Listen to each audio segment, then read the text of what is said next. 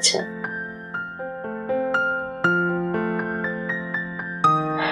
আজকে রাত্রেবেলা আমরা বাইরে কোথাও ডিনার খেতে যেতে পারি? অবশ্যই পারি, কেন পারবো না। কি খাবে বলো, কোথায় খাবে? যেখানে তুমি নিয়ে যাবে। ওকে, নো প্রবলেম।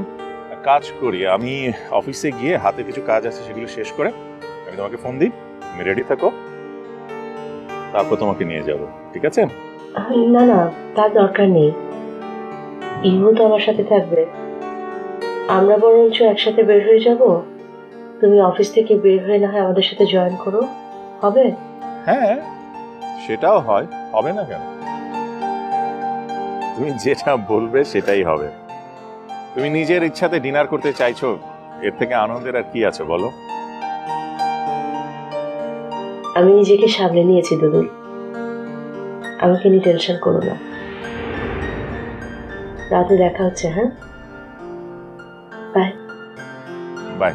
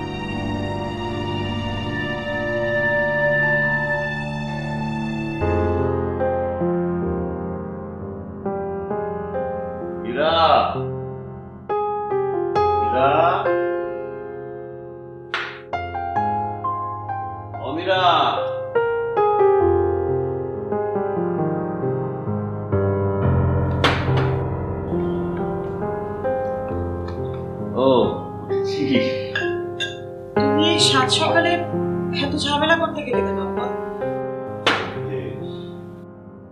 তোর মায়ের জন্য তো প্রতিদিন সকালে আমি নাস্তা বানাতাম, এখন তো আর সেই সুযোগ পাবো না। তাই তুই যে কদিন আছিস সে কদিন না হয় দাঁড়িয়ে রইলি কেন, বস।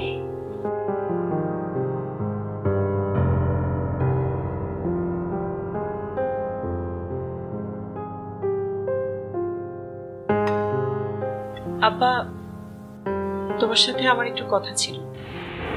কি কথা রে মা? ও মানে এসব খেতে চাচ্ছিস না? মানে একটা ডিম ভেজে দেবো? না না, এগুলো একদম ঠিক আছে, নাস্তার বিষয়ে কোনো কথা না। তাহলে কিসের বিষয়? আব্বা, গত বছর আম্মা যখন খুব অসুস্থ হলেন, তখন তো ভেবেছিলাম আম্মাকে আমেরিকাতে নিয়ে যাব। তখন আম্মার সাথে তো তোমার ভিসা হয়েছিল, তাই না? হ্যাঁ, মানে হঠাৎ এসব কথা কেন? না মানে, এবার আমি যখন দেশে আসি, দেশে আসার আগে আমার পরিচিত একজনের মাধ্যমে ঢাকার একটা ডেভেলপিং কোম্পানির সাথে আমার কথা হয়েছিল। ভেবেছিলাম এবার তোমাকে আর আম্মাকে সাথে করে আমেরিকাতে নিয়ে যাব। তো তো ভেবেছিলাম যাবার আগে বাড়িটা বিক্রি করে দিয়ে যাব। কি?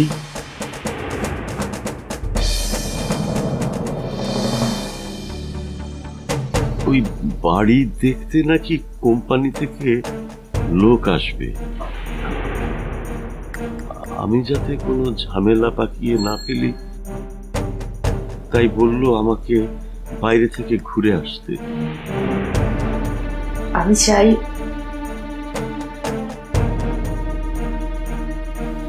কি চাই?